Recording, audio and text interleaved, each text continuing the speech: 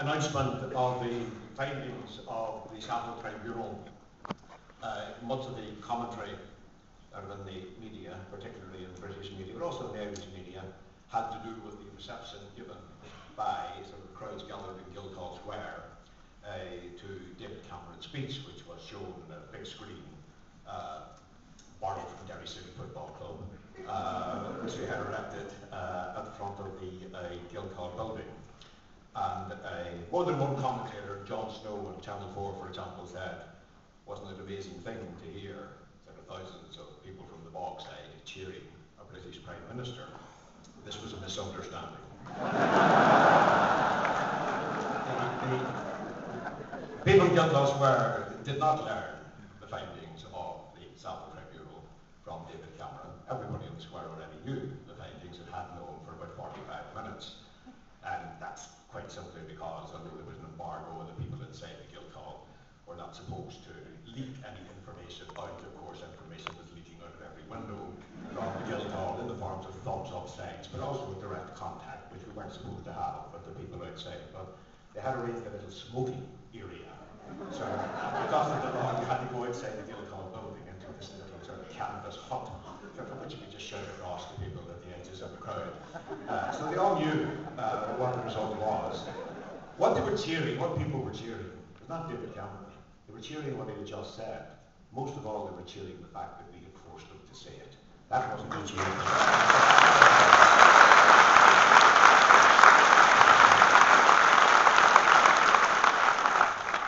It was a shout of triumph, really. That's what it was.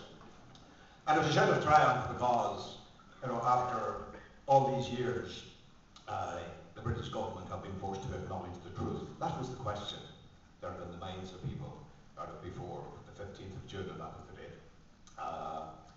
Would they acknowledge the truth? Because a lot of unionist commentators in the years since the establishment of the Saville Tribunal had said, you know, well, what's the point of spending all this money? What's the point of having all this time to produce a report when people have already made their minds up about what the truth is? That's absolutely true. People had already made their minds up. Nobody on the Bogside needed to be told what had happened on Bloody Sunday. Nobody needed to be told that the dead and the wounded were, without exception, innocent civilian people, most of them running away at the time when they had been shot. We knew that because we'd seen it. And I didn't need anybody to tell me what had happened on Bloody Sunday. I saw people being killed on Bloody Sunday. I saw it from the vantage point of lying on my stomach in the gutter, literally in Rossville Street, sort of craning my neck around to see what was happening. I didn't realise at the time that what was happening when people jumping over a little barricade would run a few steps and then arch and fall. Despite the fact that this was simultaneously with the crack of the paratroopers' rifles from the bottom of Rossville Street, it didn't occur to me at the time that what was happening was that they were being killed. The reason it didn't occur to me is that there was no reason for it. I couldn't understand, sort of, my mind couldn't encompass the fact that people were actually being shot dead, sort of on our own streets, in the street where I was born. Because I had seen that, because I knew that they were innocent, I wasn't waiting for Lord Saville to tell me the truth. I wasn't waiting for the British government to tell me the truth. I was waiting to see whether they would acknowledge the truth. That was the point of the campaign. Could we force them to acknowledge the truth? And we did. In the half an hour before we came out of the Guildhall, I was in the Guildhall for all sorts of reasons, sort of with the families who had been admitted, by 200 members of the families in the end, because they were to be given prior access a few hours to the report. I joined them about an hour and a half before the official announcement was made.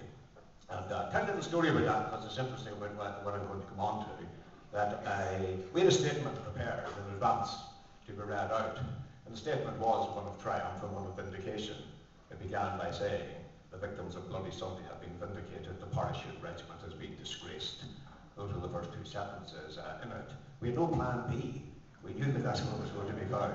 Had Saville found differently, I'm not sure what we would have done. We would have had to sit down and sort of craft a different statement. But here's what happened. In order to make sure, because we had changed the statement at the last, we changed all the time. Over the week beforehand, as you might imagine, there was considerable negotiation as to what should be said. But we finally got the statement completed, and in order to make sure that everybody was happy with it. We didn't want a statement made on behalf of the families. The families certainly didn't want a statement made on their behalf, which some of them might disagree with, or even disagree with the sentence in.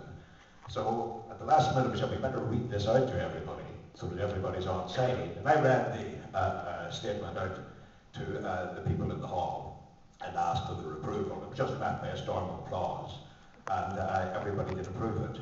But when we then left the main hall of the Guildhall, down into the corridor, we go down the stairs and out into Guildhall Square, I was confronted by a woman called Mary Madden. Mary Madden was the senior Northern Ireland Office official present. She was supervising the publication of the report in Derry. And she came up and stood right in front of me, quivering. And she said, "That will have to be changed." What are you talking about? She said, "That statement will have to be changed." What are you talking about? She said, everybody had agreed that this was to be a day of reconciliation. And think of that formula.